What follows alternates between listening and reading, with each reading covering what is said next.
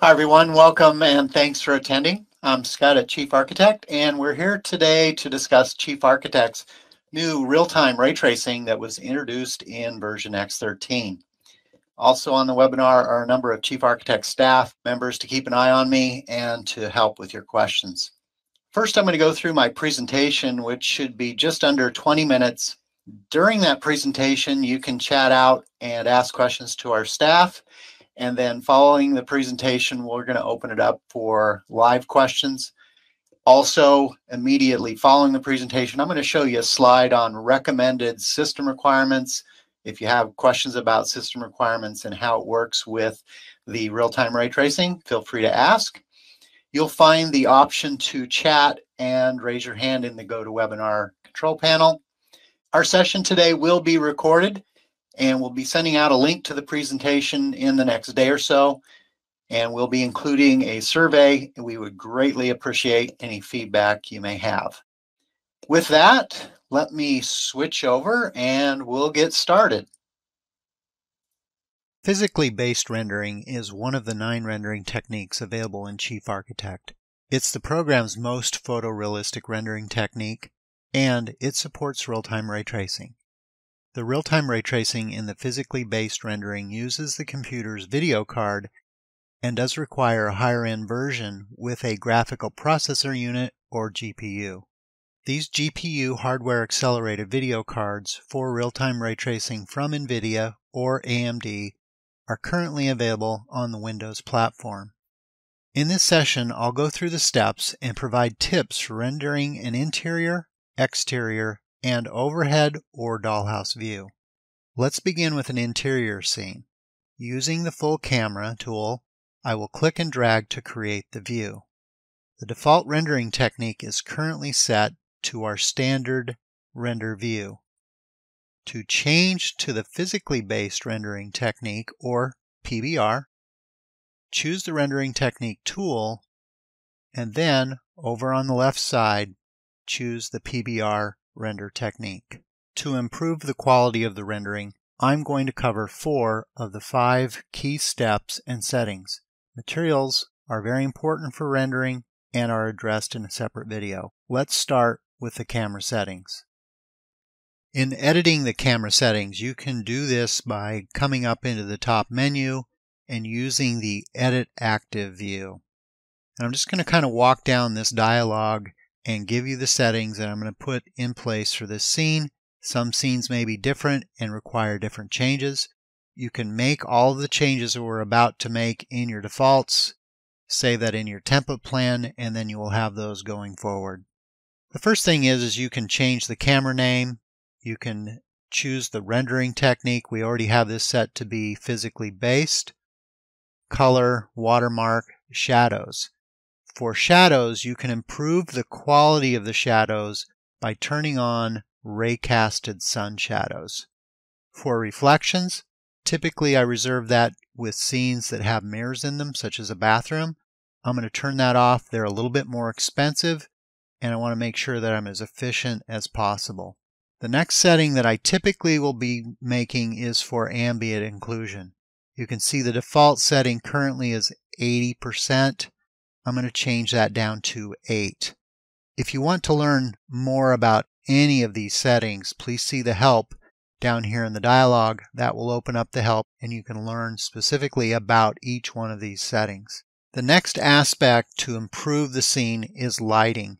You can see in the scene currently it's very washed out, and the program is using a default number of lights of 8.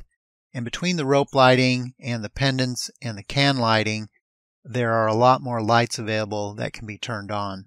If you have a simple plan, you could come in here and enter in a value and just bump that up.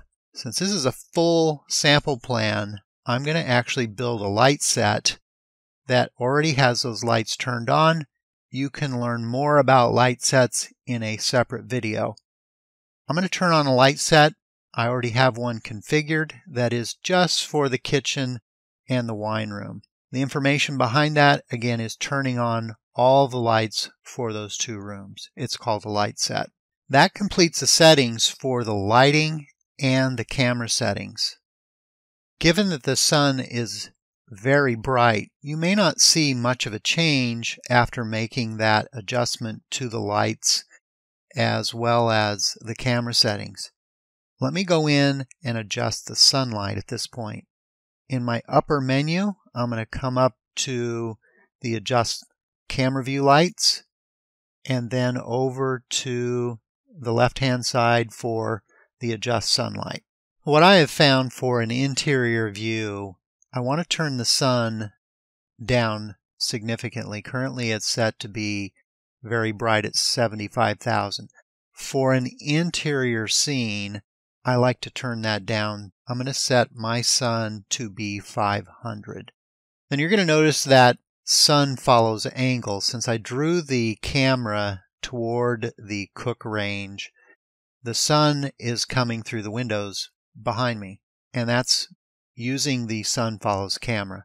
I'm going to change that. One easy way to change it is to uncheck it, and then I'm going to change the direction or angle, and I'll just put in 112. Press the tab key. You'll see the sun then flip around and come through the front. It's very light because I haven't adjusted some of the other settings that we'll make here in a minute. I will point you to the other option if you want to be very specific and use a sun angle. You can enable this and make the adjustment settings in your sun angle. The same type of information is available if you want to use that. I'm going to switch this back and use the generic sun at that angle. The next thing I'm going to do is insert a backdrop into the scene. I'm going to come over, open up my library. I have a few backdrops already saved. I'm going to grab one of them. Let's pan over a little bit, and then I'm just going to click inside the window to place the backdrop. You might notice when I place that backdrop, a lot of the color from the backdrop flooded into the scene. That means I need to make additional adjustments to dial in this rendering. Let's go ahead and close the library browser, and the next thing I want to do is make adjustments to the scene for the technique options. You can find the technique options. Again, I'm going to go up into my upper menu and come over at the bottom and choose the technique option settings. And I'm just going to walk from top to bottom through this dialog. The camera exposure is going to be how bright you want it. The default in this case is using an exposure of 0.35. I'm going to turn that down just slightly to make the adjustment. This next setting is use ray tracing. This does require a higher end video card that supports hardware acceleration that I mentioned earlier. I'll show you where to determine if your computer supports it. In my case, you can see that I can turn this on, so my computer does support it, and I'll show you that in a minute in the preferences. The next setting for the daytime backdrop intensity, I'm going to turn that down quite a bit. We have a lot of light coming in. The default setting of 7,000, I'm going to change that to 1,000. Press the tab key, and you'll be able to see the scene resolve itself and improve. It depends on the speed of your video card. I'm using a little lower end laptop for this session, so it may take a little longer if you're using a faster video card than what I have here on my laptop. The nighttime backdrop intensity is okay since I'm not using a nighttime scene. And then for color adjustment, hue, saturation, and brightness, a lot of this depends on your scene. I'm going to improve or increase the saturation, and I'm going to type in a value of 25, and then also I'm going to brighten the scene slightly, again 25. Each one of these changes, again, you can use the help to better understand each one of these settings. Something that's new that we implemented beginning in Chief Architect X13 is to enable line drawing on top. This will be more expensive with the rendering and take more time to produce it, but it will give you a slightly different view with added line drawing. Just like in the watercolor view, if you've used that much, there is settings for each one of the lines that you can adjust with these values. I'm going to turn off the line drawing, and then let's go ahead and close the dialog altogether and take a look at the scene. You're going to notice that it gradually improves. Again, it's doing different passes, and depending on the speed of your video card will depend on how fast your scene resolves itself. If you're wondering if your computer supports real-time ray tracing, you can find that underneath your preferences. Come down to the preference setting and then down to the panel for video card status, and you'll see that my video card does support hardware ray tracing, and you can also see the name of my video card up here. This is a very basic video card. There are much faster ones that will make your rendering much faster. This interior scene with a few adjustments now renders to this quality in under 30 seconds. Let me share a brief slide to recap those settings that we just made. In the camera settings, I made sure that raycasted shadows were on, that I'm using enough lights for the scene, and then I adjusted the ambient occlusion to 8. I toned the sun down and set it to 500, and then inserted a backdrop image. In the technique options, the camera exposure I set at 0.3. I turned on the ray tracing setting. Then for the backdrop intensity, it's set to 1000. The color settings, hue, 0, saturation, 25, and brightness also at 25. So you can use these settings. If it works for your scene, you can actually set that as a default, save it in your template plan, and then you have it going forward. I will caution you, some scenes will require different settings. Let's move on and take a look at the overhead or dollhouse view for the next segment. Similar steps to what we did to create the interior scene. I'm going to come up into my menu and I'm going to select the camera view tools. Then over on the left hand side, I'm going to select the perspective floor overview camera. This will open up in the standard render view, and I'm just going to kind of scroll in on my mouse and situate the camera the best that I can, and then we'll go through the different settings again. Let's begin with the camera settings. Up into the menu for Edit Active View, and then I'm going to come down and make a few changes. Typically for an overhead view, I don't like to have the shadows turned on. Reflections might be a good idea. We have some mirrors over in the bathroom that can be seen. I'll go ahead and turn those on. And then for ambient inclusion for these views, I typically leave it off completely. Lighting information, not as important because we're going to let the sun light the majority of this scene. So I'm going to go ahead and leave the lights with an automatic setting of 8. Next, I'm going to make the adjustments to the sun. We'll come up under the camera view lighting tools over to the sun information. Typically with this scene, I like to have it quite bright. It's using a mid-morning setting of 75,000 lux, and that works just fine for me. I typically don't have a backdrop setting, so I am going to avoid that step. And then the last component is to edit the technique options. To get to the technique options, we'll come over and then make the setting adjustments. You'll find that down in the very bottom.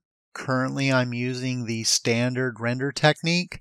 I'm simply going to come up and choose the physically based render technique. And then I'll just walk from the top to the bottom of the dialog. I'm going to set the camera exposure at 0.6. Then for the daytime backdrop intensity, you notice it's pretty gray out here. So I'm going to crank this up to 100,000.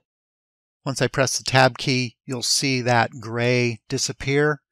And then for the hue, saturation, and brightness, again, the beauty is in the eye of the beholder.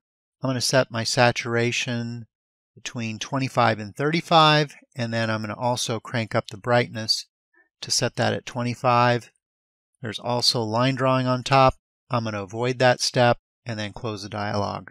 So with a few adjustments into the camera, the technique options, we've been able to dial in a very quick rendering within seconds of the perspective floor overview or dollhouse camera view using all of these settings.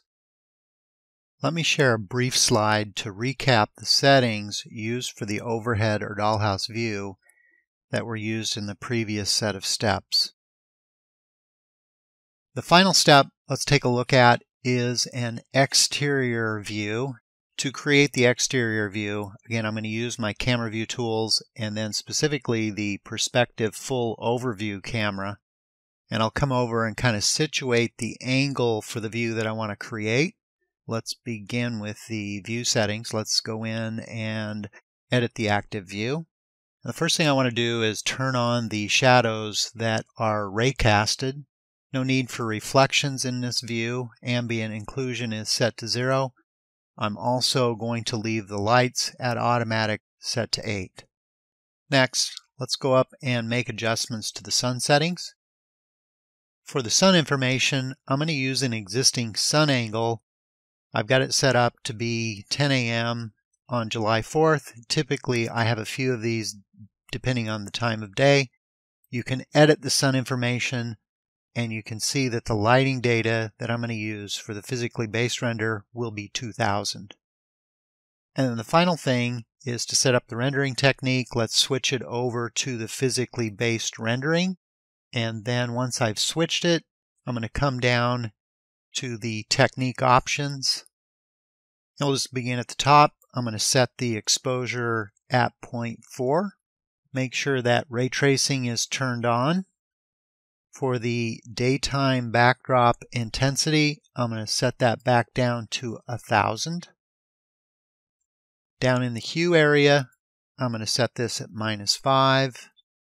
And then for the saturation and brightness at 30.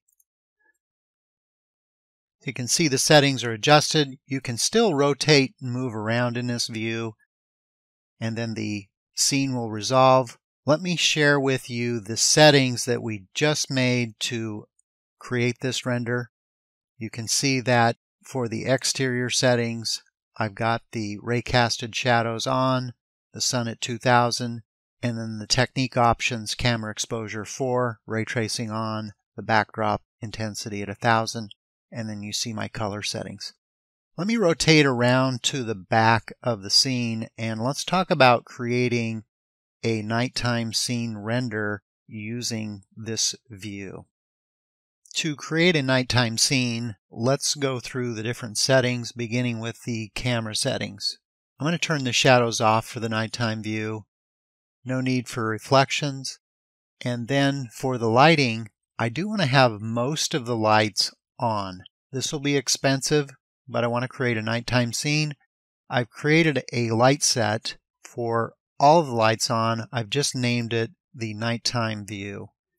You can alternatively just use the automatic and turn up the number of lights, whether it's 100, maybe even 1000 in a large plan like this. So I'm going to turn on the lights, and then let's also assign a backdrop. I notice I didn't do that for the exterior daytime view. You can do the exact same process. Let's go in and select the backdrop. I'm just going to use a very subtle background, blue to white. And then the next thing I want to do is edit the technique options. We'll come over, open up the technique option settings.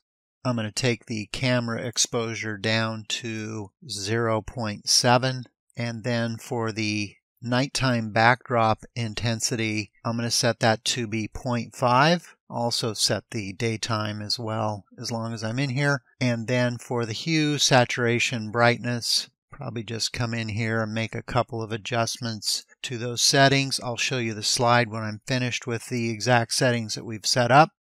And then the final thing I'm going to do is simply toggle the sun off. Let's come up into the sun information. Let's toggle that to be nighttime. And then you can see the effects of the lights coming on with the nighttime scene. Here are the settings that we had made. And I'll just kind of pause here for a second so you can see these exterior nighttime settings pretty close to the daytime, with a few minor adjustments, in particular with the camera exposure. And note that I did turn the setting from daytime to nighttime there at the very end. That wraps up this session on physically based rendering and real-time ray trace rendering. One of the first things I want to do is bring up a slide to talk a little bit about hardware. I see a few of those questions have come in here. And the first one is, what's the best hardware that can be used for real-time ray tracing? First of all, currently under X13, it needs to be a PC. And with the PC, it needs to have a discrete video card, such as an NVIDIA RTX series or the AMD RX 6000 series. The next question that comes up is, well, what's the minimum required for ray tracing? So you do need an NVIDIA GeForce card. The presentation, I've been using a laptop. It's got a 2060 RTX card. It's actually about 2 years old. And then you can also use the AMD Radeon 6000 series. And then the question comes up, well, I have a Mac. What do I do about that? Under the Macintosh environment, you can still do what's called the CPU ray tracing. It's what you have today under X12. It takes a little bit longer to run that. You can also still continue to do your PBR. It's just that currently the Mac platform really doesn't support the acceleration required to generate the real-time ray tracing. So with that, I'll go ahead and pass that over to Carrie. If you have questions, be sure to raise your hand, and when Carrie calls on you, unmute your microphone, and we'll try to answer your questions that you may have specifically about the physically based rendering or the real-time ray tracing. So with that, Carrie, do we have any questions out there? Hey, Scott, we do have a question. We have Charles here. Go ahead and unmute yourself and ask your question, Charles. Hi, Scott. How are you? Hey, Charles. My question for you is actually a floor plan question, which is in the rendering zone. Whenever I do very preliminary plans and maybe a few renderings, it's all watercolor with squiggly lines on top, just so the client has an idea that this is very preliminary, nothing set in stone. Now, I'd also like to do that better on the floor plan. What I'm doing now is I'm taking the overhead view, rendering it in watercolor, and then having to doctor it up a little bit from there. Mm-hmm. Is there a better way to do that? Yeah, it sounds like, Charles, what you're doing there with taking the perspective floor overview, I sometimes call it the dollhouse view, and then you can manipulate the camera so it's set top down, and if you wanted it to get completely orthogonal top down, there is a view setting, and then you can change the camera style. As you mentioned, you're using watercolor. That sounds like a great way to do it. Okay, now the trouble I have is when I have to throw dimensions in there or like show door openings, and then I end up overlaying the watercolor on a actual line drawing, and that's where it gets a little messy. Has Chief ever thought about kind of making that an option? Yeah, I think that feature has been requested where you can maybe put more fill information in your 2D floor plan view. If I kind of switch over here to the program. So currently I don't have any fill like in the floor areas in certain rooms, and we have had that request. It's certainly something that would be a nice feature to have, so you can get more detail with the flooring information or materials being used in those rooms. Is that kind of approach what you're asking for? You know, I'm just things like door swings and text and maybe a few overall dimension lines would be great. Mm-hmm. We used to call it squiggle when I was in AutoCAD. You'd have a program called Squiggle, and it would just take your nice crisp floor plan and do what Chief does and have that squiggly line in there, but it would retain the text and the dimensions as real. I mean, as it wouldn't squiggle them, in other words. Mm-hmm. But actually, that's kind of cool too, what you're doing there. Yeah, so all I did here was I took the rendering from the perspective overview, and then I just then took the image of the floor plan and then superimposed the two together. I did it outside of the program, just using a photo manipulator, but that's how I accomplished this type of view. Okay. It sounds like I'm doing it the best that Chief allows, and I was just curious if you might have had another solution. But thanks a lot, Scott. Yeah, thanks for the question. We'll make sure that we capture that request, Charles, and have a great day. You too. Bye-bye. Scott, we had somebody write in and ask, will X13 still work on a laptop? Yeah, so the presentation today, I used a laptop, a PC laptop, and it had the NVIDIA 2060 RTX card in there. And it's actually very fast. I also have a desktop that has an RTX 3080 card. And, when you look at, let's see if I have a comparison here. When you look at the comparison on the RTX card, in these two render scenes on X13 on the left, my laptop was able to render this scene in about 7 seconds. And then you can see my desktop with the 3080 card substantially faster. And then with an interior scene, I don't have all the lights on here, pretty dramatic improvement using the RTX 2060 laptop, 20 seconds, and then just 3 seconds on the desktop. So quite a significant improvement. You can download the Chief Architect X13 Beta today. You can go to the What's New webpage. I'll just pull that up over here. And when you go to the What's New webpage, the web address is kind of highlighted in the top, you can find out information about what's new in Chief Architect X13. And then as you have more questions about what some of the features are, we have videos, so you can play the overview video that will show you specifically what's in there. And one of the things that we've done for the presentation features, as I scroll down here a little bit, we have a specific video that you can learn about all of the new presentation 3D rendering capabilities in the program, and it's a nice little way to learn quickly what's new in the program. And then at the bottom of this page is the system requirements. So if you're kind of shopping for a system, you can find the information about the system.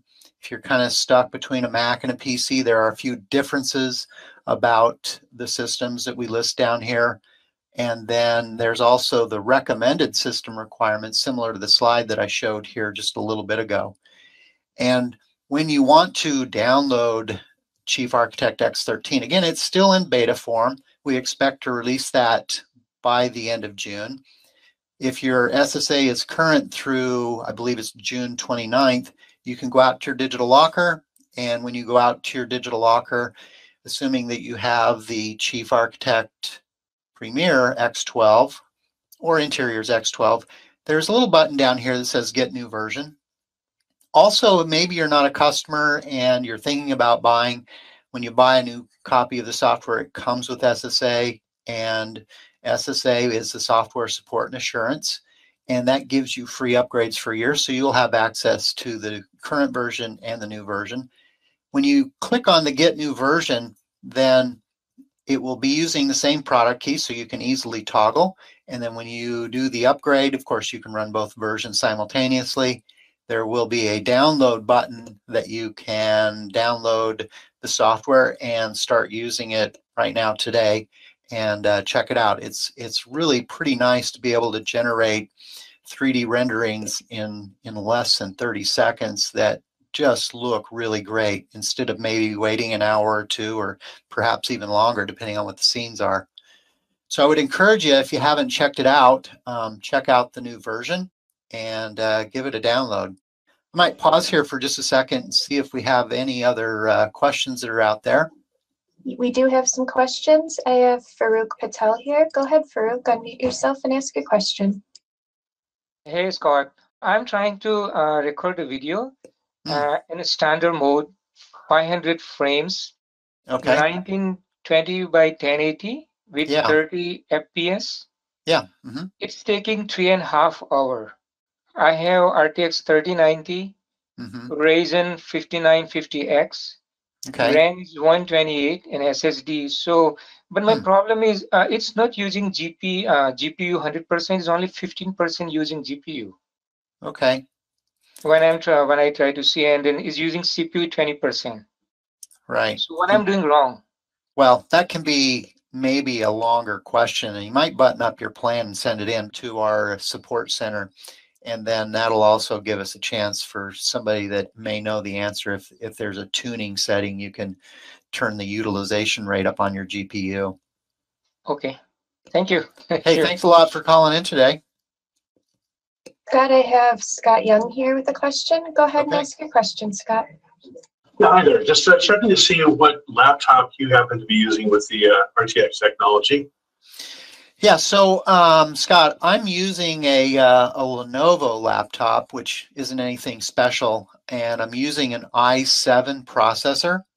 Let me just see if I can quickly show you in the program. Currently, I'm using an NVIDIA card that's an RTX 2060, and you can see that I've got 6 gig of memory on it. And then my processor is an i7, nothing really special. And I have 16 gigabytes of memory, system memory in it.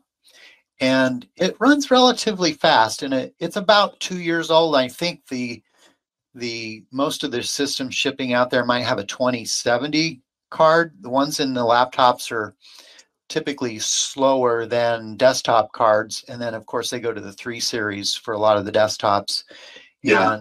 And they are faster. I have a desktop with a 3080 in there, and it is quite a bit faster. But to be honest with you, this seems very, very fast. I guess that comes from maybe being used to the CPU ray trace that maybe took an hour or two. So it seems fast when you're getting rendering in 20 seconds. You think, wow, that's pretty fast. And did you find much, without getting to benchmarks and diving too deep, do you find much difference, or has there been anything shown between the Intel processors and the AMD?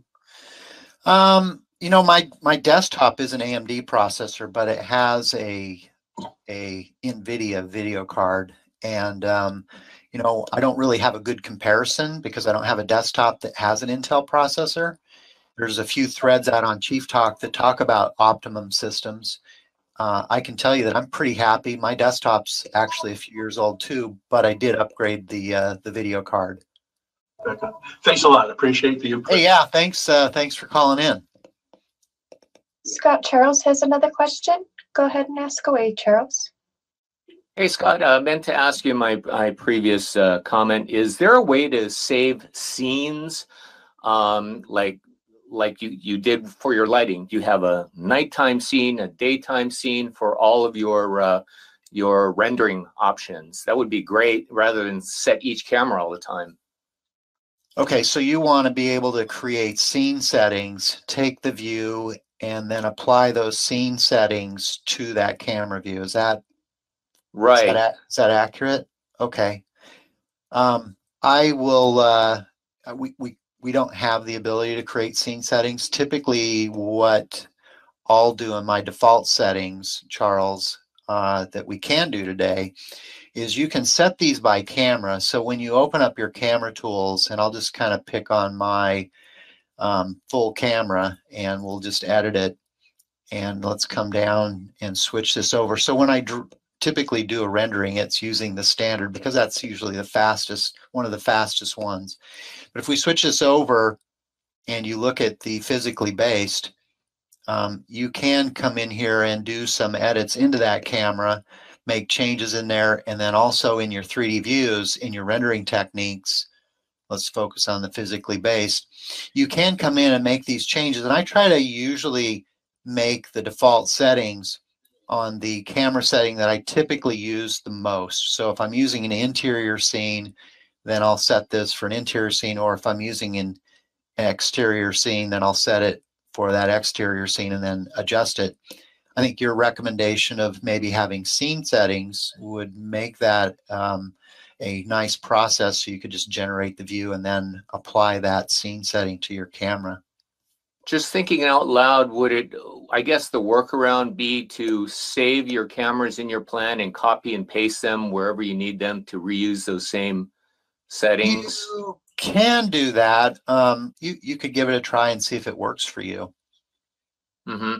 And last question, in regarding the graphics card, for me it says it meets the minimum requirements, and then below it it says doesn't meet the vector requirements. Okay, so let's take a peek inside of the preferences here, down where it says video card status. I'm sorry, hardware ray tracing is what I meant. Okay, so what does it say under your hardware ray tracing? It says no. Okay, so that means that your video card doesn't meet the requirements to do this ray tracing scene. Yeah. Okay. And you know, the again, kind of the quick shortcut to that is you need to have one of these NVIDIA RTX cards or one of the AMD RX 6000s to do the real-time ray tracing. You can do most of the other rendering techniques. It's just this new capability that's out that these new cards specifically are targeted to do with the acceleration and ability to do the real-time ray tracing built into them. Got it. Okay, thanks again. Take care, Yep. Scott. Yeah, you bet. It looks like you've been able to answer all the questions for today. Were there any announcements you wanted to make, Scott? Okay, yeah, sure. Thanks, Carrie. Thanks everybody for attending. Just a couple things I wanted to bring up. Next week, we'll be talking about on June 17th on all of the rendering techniques. We did introduce a new rendering technique that's in the bottom of this graphic called clay. The clay mode, you can colorize. It also supports real-time ray tracing. And so it's got a lot of capability. It's more of the abstract view versus the realistic style view. But you can really achieve some pretty interesting results in it. So we're going to talk about best practices in dialing in the other rendering techniques such as vector, watercolor, and then this new clay rendering technique. So that will be next Thursday at the same time, same place if you want to sign up for that. And as I kind of go back onto the web page and we come down into the events, so if you go to our events page linked off of the main website, a few other things that we have coming up. We have a virtual training event that will be in August, and then that kind of spreads through the latter part of August. So this is a virtual training event that will be on residential, introductory, intermediate, and then as kitchens and baths, introductory and intermediate. You can always attend those classes without an instructor. Those classes are online. In fact, the introductory class is a free class if you want to use this to increase your skills. And then as we kind of scroll down, we've already talked about doing the presentation next week for the webinar on clay rendering and other rendering techniques. And then on Friday, June 18th, we're going to be doing a boot camp. If you're a little bit new to the program and want to learn how the software works from the basic standpoint, we have a boot camp. It's a great way to learn. So I wanted to thank everybody for coming today, and please be sure to join us next week and on our other events, and we'll look forward to seeing you. Have a wonderful day and take care.